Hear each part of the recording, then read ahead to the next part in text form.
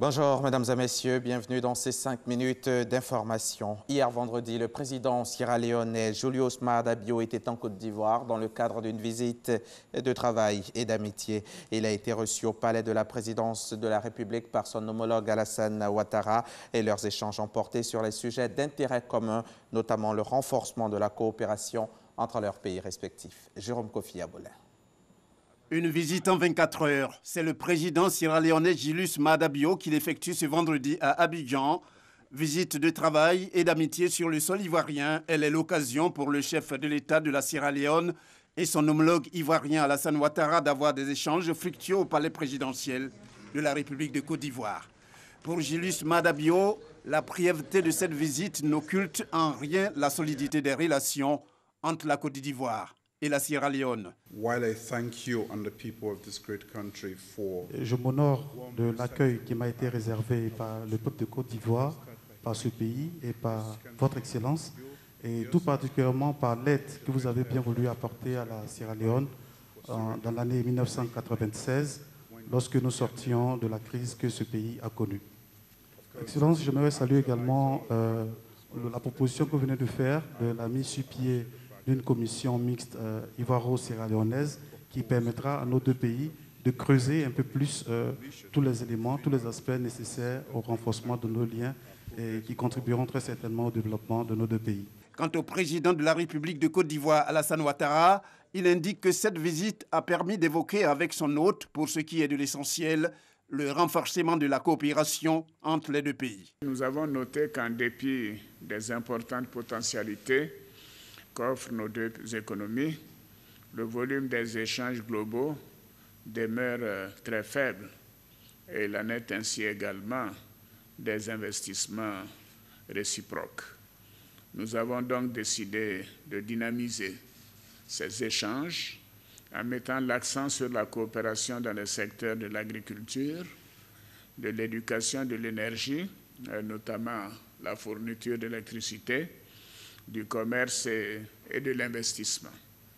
D'autres domaines de coopération sont également susceptibles d'être développés, notamment l'adduction en eau potable, les infrastructures, les transports terrestres et fluviaux, la construction immobilière.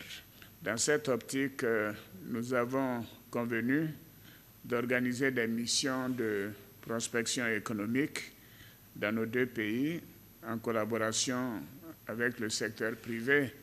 Nous avons également fait un tour d'horizon de l'actualité dans la sous-région et sur le continent. Et nous avons évoqué tout particulièrement la situation sociopolitique au Mali et au Burkina. Et puis nous avons insisté sur la nécessité de renforcer la lutte contre le terrorisme dans le cadre de la CEDEAO. C'est la deuxième fois que le président sierra-léonais Julius Maada Bio se rend en Côte d'Ivoire depuis qu'il est porté à la tête de son pays. Pour information, il est élu président de la République de Sierra Leone en mars 2018 avec plus de 51% de voix et succédant ainsi à Ernest Bai Koroma. CGC Academy édition 2019, c'est pour bientôt. La 8e édition de ce grand forum économique du secteur privé aura lieu en octobre prochain à Abidjan. C'est Jean-Marie Aka qui le dit. Selon le président de la Confédération générale des entreprises de Côte d'Ivoire, cette année, il va s'agir d'identifier les axes stratégiques en vue de mieux structurer des modèles performants d'amélioration du climat des affaires sur le continent. Les détails avec Lanciné Boakayoko dans le 13h.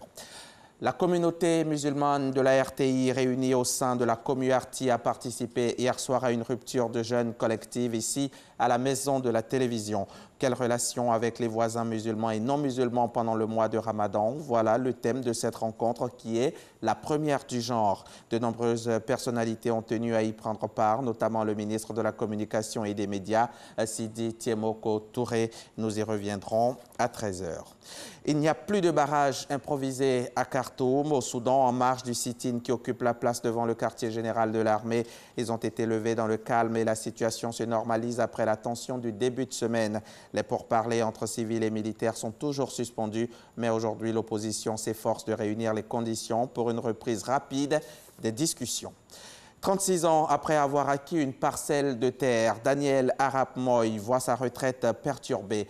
L'ancien président de 94 ans qui a dirigé le Kenya d'une main de fer entre 1978 et 2002 et jouit toujours d'un certain prestige politique s'est vu condamné vendredi 17 mai à rembourser une famille pour avoir acquis illégalement une partie de ses terres. Ce n'est pas la première fois que l'ancien président est mis en cause dans une affaire foncière.